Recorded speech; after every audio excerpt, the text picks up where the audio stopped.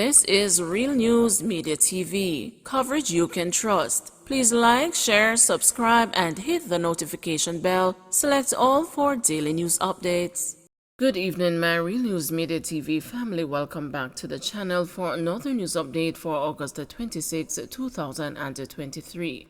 And in the news this evening, Bodo Dope charged with murder of 30-year-old woman. Detectives assigned to the Westmoreland Police Division arrested and charged a man following the killing of 30-year-old Chantal Calder Whittingham, otherwise called Pokey, of Brighton District, Little London, in the parish on Saturday, August 12. He is 23-year-old Odin Baron, otherwise called Bodo or Indian, a labourer of Cooleytown District, Paradise, Westmoreland. Reports from the Savannah Lamar Police are that about 3:30 p.m., Calder Whittingham and her relatives were leaving home when four men, one of whom they had a dispute with, reportedly approached them. The men allegedly opened gunfire, hitting them, and escaped. The police were summoned, and on their arrival, Calder Whittingham and her relatives were seen lying in the roadway in a pool of blood. They were assisted to hospital, where Calder Whittingham was pronounced dead. Barron was arrested during an operation in Westmoreland on Friday, August 25. He gave a caution statement to the police and was later charged with murder, shooting with intent, and unauthorized possession of a prohibited weapon. His court date is being arranged. Man shot by cop during altercation succumbs to injuries.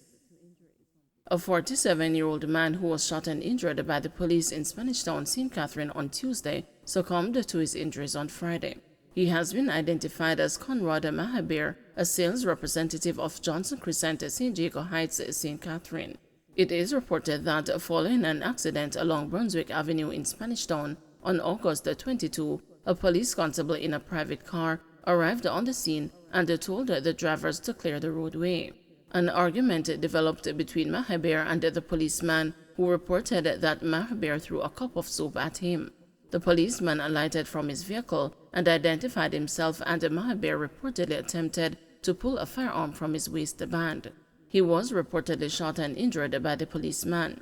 The injured Mahabir was rushed to hospital for treatment, where he later died. The Independent Commission of Investigations and the police are probing the matter. Beryllium says it is working closely with police in Mandeville bank robbery probe. The security company Beryllium Limited says it is working closely with the police in the investigation of the robbery at the Scotiabank Mandeville on Friday, in which its guards were targeted during a cash delivery at the bank. In a statement on Saturday, President of Beryllium Limited, Andre McLean, urged members of the public who may have information about the robbery to contact the police. He said there were no injuries to the members of the Beryllium crew during the attack. Beryllium has not revealed the amount of cash stolen by the robbers. Bakra charged for illegal gun, ammo, and the possession of ganja. A 30-year-old laborer from Portland has been charged with the possession of a prohibited weapon, unauthorized possession of ammunition, and the possession of ganja after vegetable matter resembling marijuana was seized on August 23. He is Joanne Montague, otherwise called Bakra, of Fairy Hill in the parish. Reports from the police are that about 5:15 p.m., lawmen were on an operation in the area when a premises was searched. During the search, a firearm and ammunition, along with a vegetable matter resembling ganja, were allegedly found. Montague was subsequently arrested, taken into custody, then charged in the presence of his attorney. His court date is being finalized.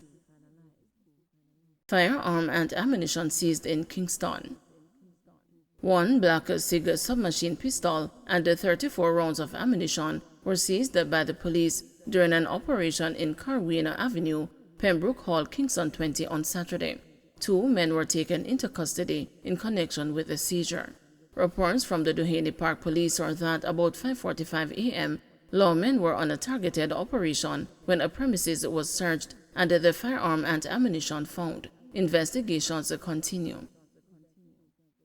Security guard charged after gun found in backpack in his bedroom.